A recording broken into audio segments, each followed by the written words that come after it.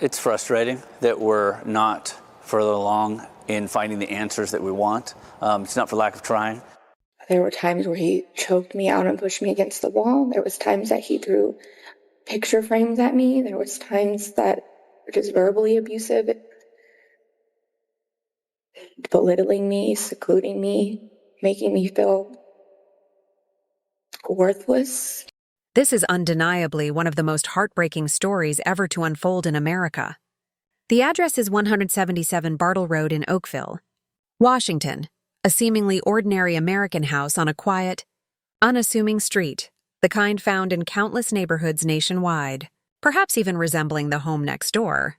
Yet, for 10 agonizing months, this very house concealed a secret so devastating that its eventual revelation shook not only the small town, but the entire nation. The events that transpired within its walls forced everyone to question their most fundamental beliefs about child safety, the people we place our trust in, and the systems designed to protect our most vulnerable. Today, a family continues its agonizing wait for answers, clinging to the results from police investigations as their final hope for some semblance of resolution. The most haunting question of all remains unanswered. If this could happen here, in this seemingly normal place, how many other houses, identical in their outward appearance, are hiding similar horrors right now? Before delving into this painful yet crucial story, I must ask for your support. Every like, subscription, and share of this video represents a potential lifeline for another child. If you have access to YouTube's hype button, please use it. Your support is vital for this channel and helps amplify stories that truly matter. Share this narrative far and wide, and leave your city and viewing time in the comments. It's important for me to know where people are ready to stand up and protect children. This is about more than a single tragedy. It's about how we, as a society, can and must do better. On December 6, 2016, in Oakville, Washington, Oakley Carlson was born. With her chestnut hair, brown eyes, and a smile that could melt away any adult's worries, she was the third of 4 children in a household where chaos was the prevailing norm. Her mother, Jordan Bowers, carried 5 prior convictions for theft and illegal substances.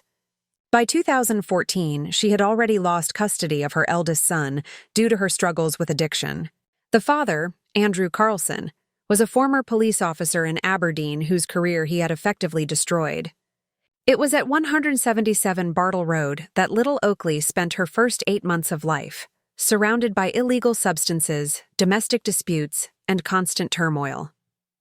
Jordan was overwhelmed, caring for a 4-year-old son and a 1-year-old daughter with special needs, whom we'll refer to as DC, alongside newborn Oakley.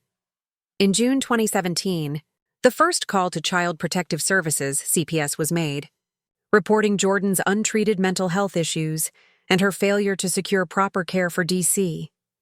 Shockingly, the case was dismissed without any investigation. A second call followed in July 2017, citing DC's lack of medical care, ongoing domestic disputes, and Andrew's substance abuse. This time, CPS conducted an investigation, but only after this second, more serious report. Then, in August 2017, at just 8 months old, Oakley and her sister DC were removed from the home. Their older brother went to live with his biological father. On September 22, 2017, Oakley was placed with foster parents Jamie Joe and Eric Hales in Elma, Washington. Jamie, Joe, and Eric were kind-hearted individuals who simply wanted to provide a loving home. Little Oakley instantly became the center of their universe. This bright, joyful girl quickly settled in, filling their lives with laughter. Her first steps, taken just before her first birthday, felt like a precious gift, as did her first words, Mama and Daddy. Oakley adored the outdoors. In summer, she'd splash gleefully in the pool, and in other seasons, she'd spend entire days playing in the yard, dashing inside only briefly, often in her favorite rubber boots. But winter was her favorite. She was utterly enchanted by snow. It was just such a good connection, Jamie Joe would later say. The 3 of us, my husband, me, and Oakley, for the first time, we felt like a complete family. Oakley blossomed into a vibrant, loving personality. She loved to sing and dance, especially to the Beach Boys' Barbara Ann, and adored her loud shoes, her tap shoes. She was a spirited child who loved people, and people loved her in return. They shared countless adventures, visiting theme parks, beaches, and mountains. Photos from that time capture the pure, ordinary happiness of childhood. Birthdays, Halloween, and picnics in nature. She was the best kid in the world, Jaime Jo remembers. Oakley loved being read to and would often fall asleep surrounded by several books. She treasured titles like Brown Bear, and I Have Loved You Since Forever, a phrase she and her foster mom would exchange daily. By age 3, she was speaking in nearly complete sentences. She was smart, compassionate, and always tried to make others smile. She loved hugs and was both funny and intelligent. Stephanie Smith, who ran Oakley's daycare, remembered her as cheerful, wonderfully adjusted, and full of the playful mischief you'd expect from a healthy, thriving child. But even in this paradise, dark shadows began to creep in. In March 2019, after a supervised visit with her biological parents, Oakley returned wearing a dirty diaper and with scratches on her cheeks. Jaime Jo immediately reported this to CPS, but the case was ignored. Around the same time, Jordan gave birth to a 4th child, a staggering decision for a woman who had already proven unable to care for her 3 other children, 2 of whom had been removed from her custody. And yet, the child protection system saw no issue with this. In October 2019, Oakley returned from another visit, recounting a fight between her parents. Another call was made to CPS. Her biological parents were clearly on a path of self-destruction. Andrew had been convicted of domestic violence against Jordan in November 2018 and was ordered to complete a treatment program. However, by April 2019, he had stopped attending sessions and was expelled from the program in May. Then, in a baffling turn, all charges against the former police officer vanished in November 2019 without any public explanation. Who protected Andrew Carlson? What connections did he leverage? 26 months of happiness, love, and a normal childhood were about to be shattered by a single catastrophic decision from the system. In the fall of 2019, despite all the glaring red flags, failed substance tests, lack of proof of completed treatment, and skipped medical appointments, CPS in Aberdeen completed their assessment and delivered shocking news to Jaime, Joe, and Eric. Oakley was to be returned to her biological parents. In October 2019, the foster parents pleaded with social workers, detailing the bruises and the child's visible fears. The social worker's cold reply, "Poverty isn't a reason to deny parental rights." Then came the crushing, unforgettable phrase, "She's not your daughter." It defies logic. A woman who had nurtured Oakley for 26 months, who knew her favorite books and had heard her first words, was deemed to have no right to be concerned about bruises on her face. Yet the addicted parents, who hadn't seen their child in 2 years, were granted full rights. How could the system fail so spectacularly?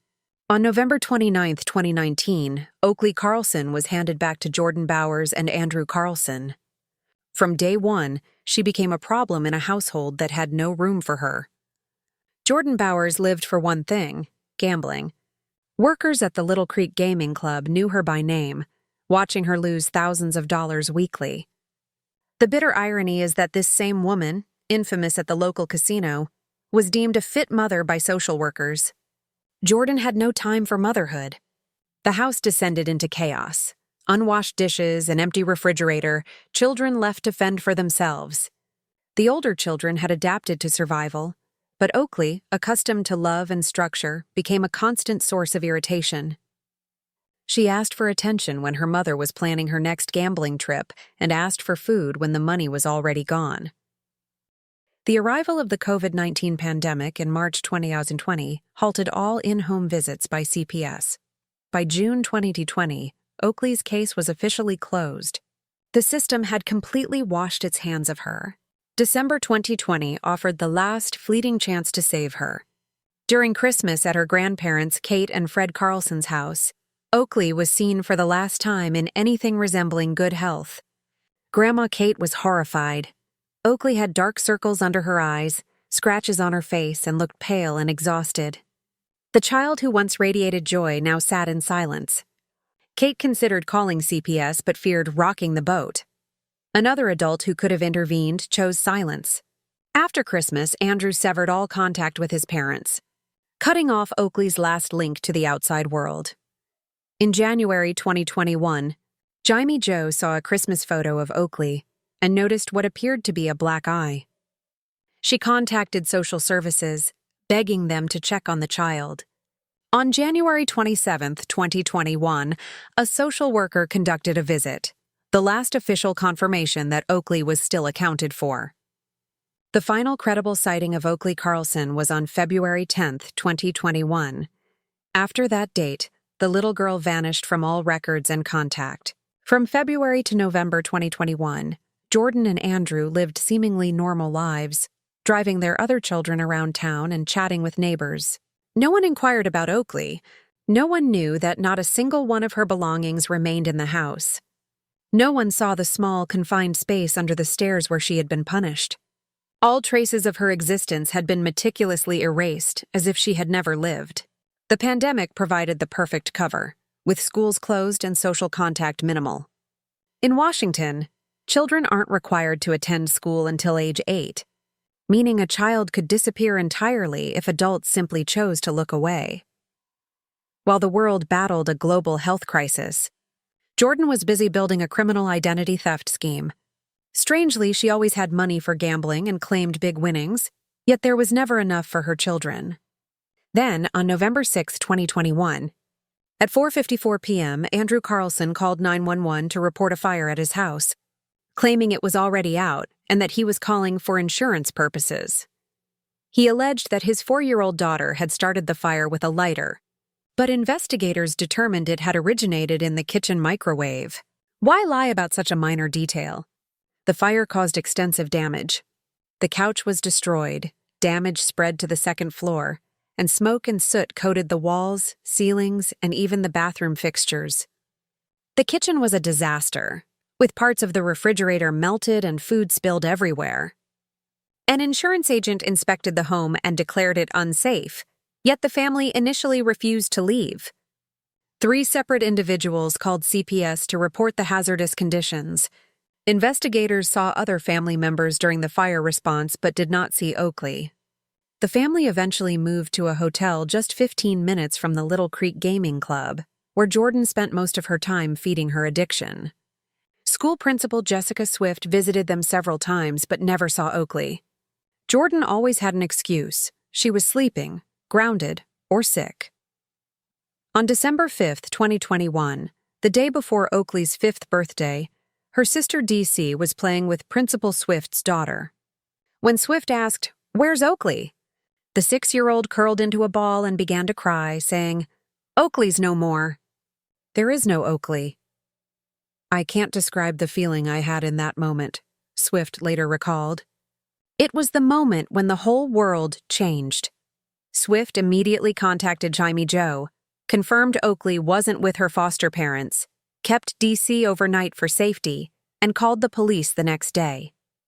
On December 6, 2021, Oakley's 5th birthday, police arrived at the hotel. The parents claimed Oakley was with Andrew's parents. When asked for the address, Andrew claimed he didn't know the address of the house where he'd lived for 20 years. The most disturbing detail followed. According to court documents, moments after police left the room, Andrew performed a factory reset on his phone, erasing all data. 10 minutes after being questioned about a missing child, the father destroyed his phone's contents. When police called the grandparents, they confirmed they hadn't seen Oakley in a year. Andrew showed no surprise at this news. After police departed, Jordan attempted to flush credit cards down the toilet. Only then did Andrew officially report Oakley as missing. The truth the world had waited 10 months for was finally emerging. Police obtained a search warrant for the house. They found no bed for Oakley. All other children had sleeping arrangements, but hers was absent. Her toys and clothes were gone.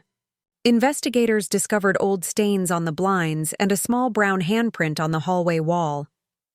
Lab tests confirmed the biological material belonged to Oakley. On December 7, 2021, protesters gathered outside the Grays Harbor County Superior Court, demanding justice. There shouldn't be, "Where is Oakley?"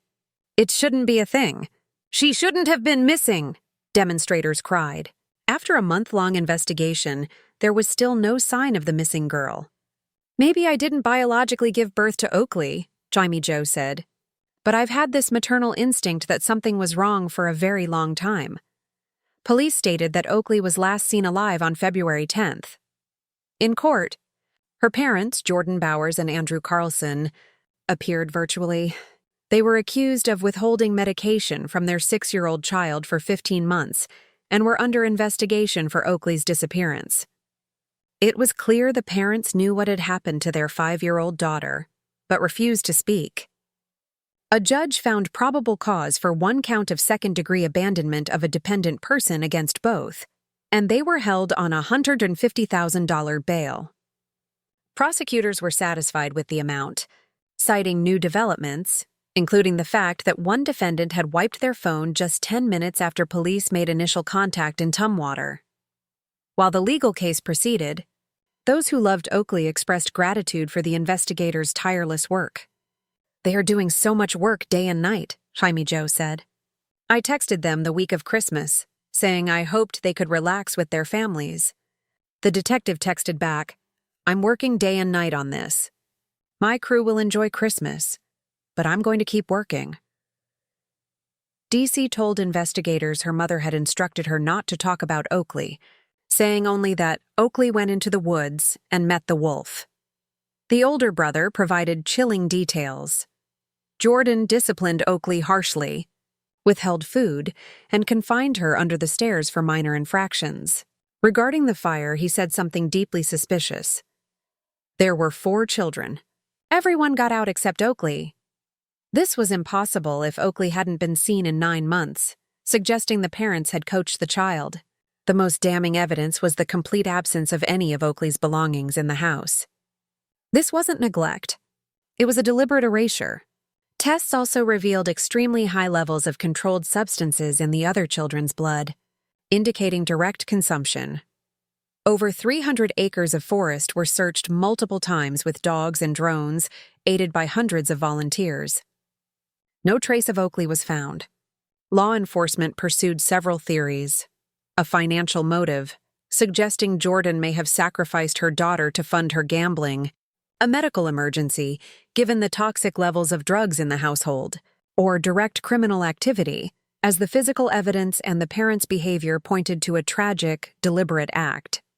At this point, "We cannot confirm her well-being," stated Chief Paul Logan. Jimmy, Joe, and Eric quickly organized a $100,000 reward fund after Oakley's disappearance in 2021.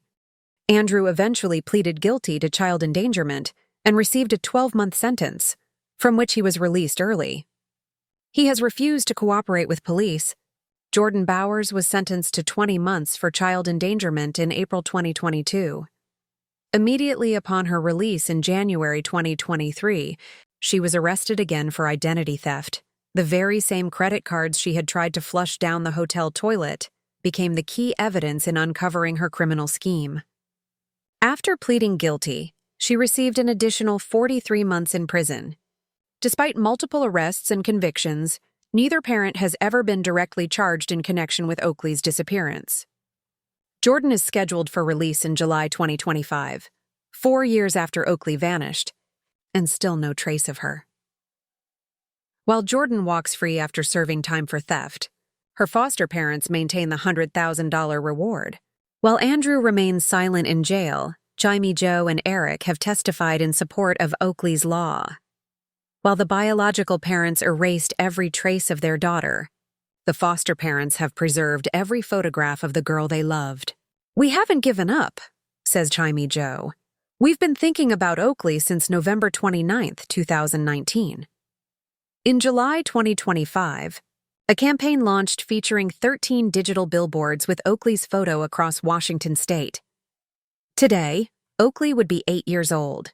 Age-progressed photos show a dark-haired girl with brown eyes who would be reading her favorite books and dancing to the Beach Boys. Despite efforts to pass Oakley's law, the legislation failed to bring meaningful reform to the child protection system. This case represents a catastrophic cascade of systemic failures. from the 11 ignored reports to CPS, to the decision to return Oakley to dangerous parents, to the months of zero oversight that allowed a child to vanish without consequence. Chief Logan continues to receive about 4 tips per week as the investigation remains active, with both parents still considered suspects. But in the hearts of those who loved her, Oakley's memory burns bright. The girl who danced in her loud shoes and fell asleep with books has become a symbol in the fight for all of America's forgotten children. Oakley mattered. Her memory will not die, and the truth still waits in the darkness. I'd also like to send a special thank you to everyone who has donated to support my channel. Your support means the world to me and gives me the motivation to keep making new and interesting investigations for you, my wonderful viewers. Thank you all so much.